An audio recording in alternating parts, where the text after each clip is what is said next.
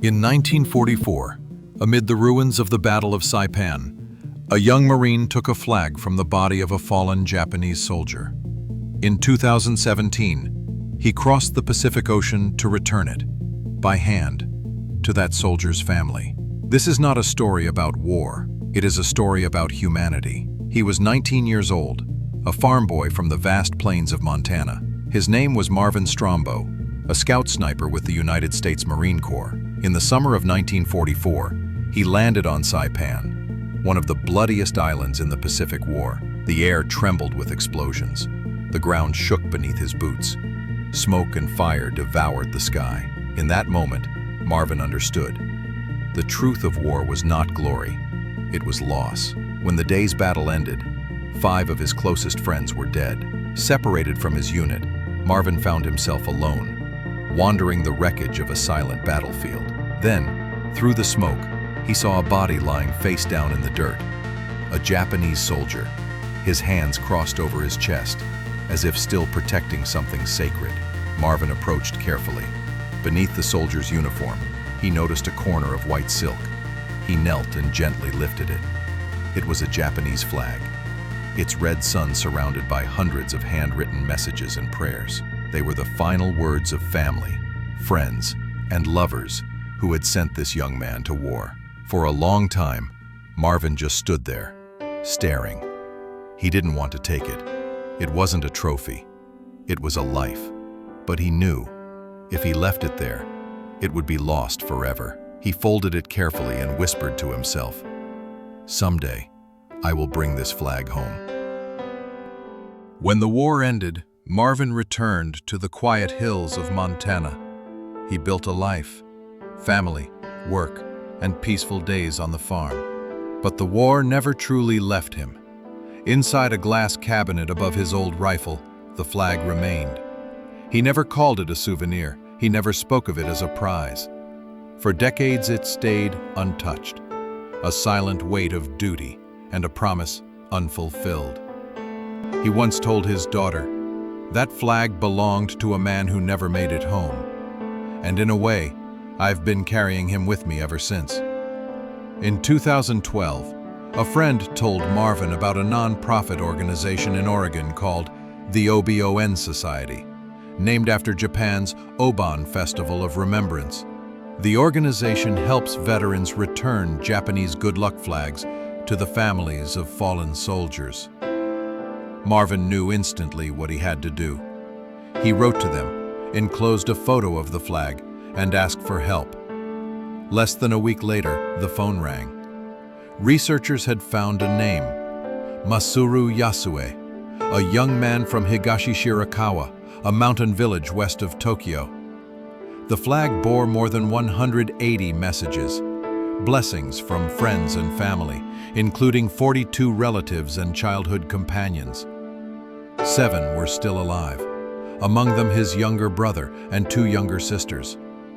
Before Masaru left for war, neighbors and friends had written their hopes on the silk.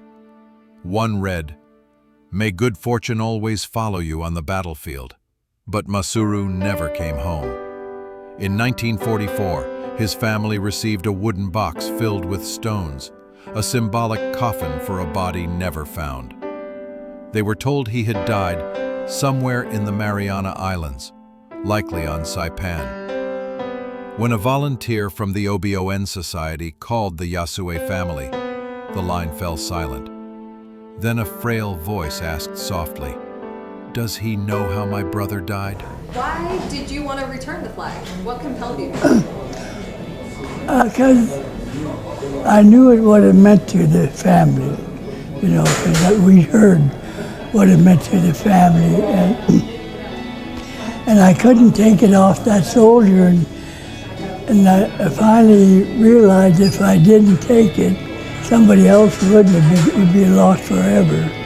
So only way I could do it, as I reached out to get the flag, I made a promise to him that someday I'd try to return it, and that's the reason I did.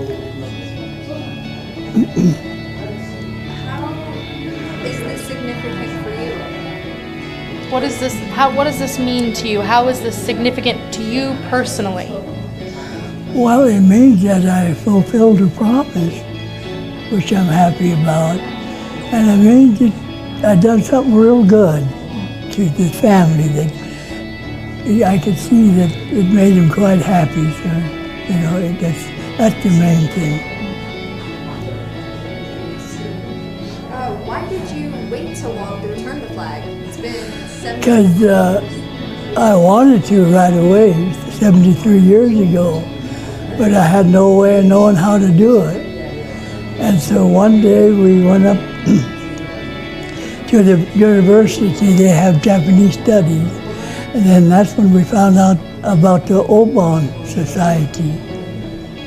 And then Keiko and Rex the Siak got in the picture, and they found the family here. Only Marvin could answer. He remembered the hill where he had found the body, the stillness of the moment, the absence of blood. He said quietly, there were no visible wounds. He was lying on his back, turned slightly to one side. He looked peaceful, as if he were just sleeping. 70 years later, that moment was still alive. It was no longer a scene of war, but a bridge between two men who should never have met. In August 2017, at the age of 93, Marvin Strombo boarded a plane from Oregon to Tokyo. He was frail now, his steps unsteady, but his purpose was clear, to fulfill a promise made in the ashes of war. The journey spanned 10,000 miles, not for conquest, but for return. At the airport, reporters crowded around his wheelchair. Marvin smiled shyly and said, I'm just bringing him home. In his lap rested the same silk flag he had carried for 73 years.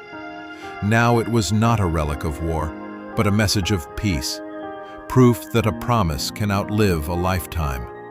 The next morning, under the clear summer sky, Marvin traveled deep into the mountains of Gifu Prefecture to the village of Higashi Shirakawa. There he met Masaru's family, his brother and two sisters, their hair silver, their eyes bright with tears.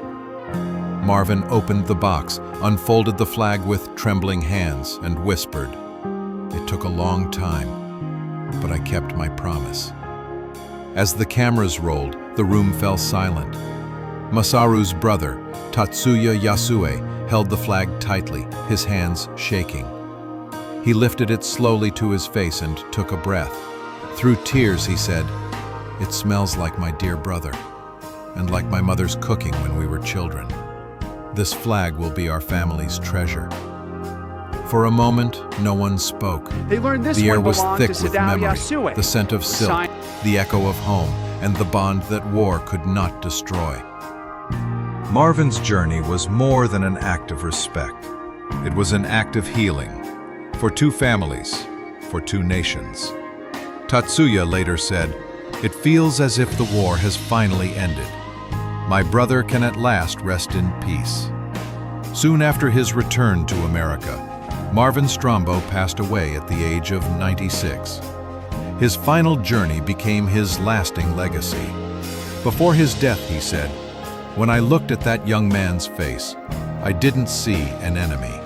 I saw a son, just like me." 72 years after the battle, the flag found its way home, and with it, the spirit of peace returned.